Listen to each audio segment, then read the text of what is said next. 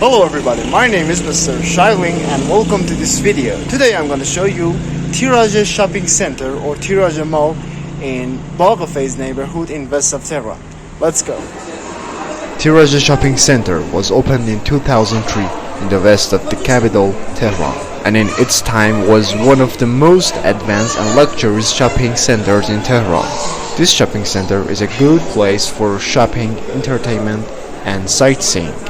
And in addition to its impressive architecture, thanks to the presence of pots, natural trees, beautiful shrubs, and glass benches, it is still considered as one of the most beautiful shopping centers in the capital.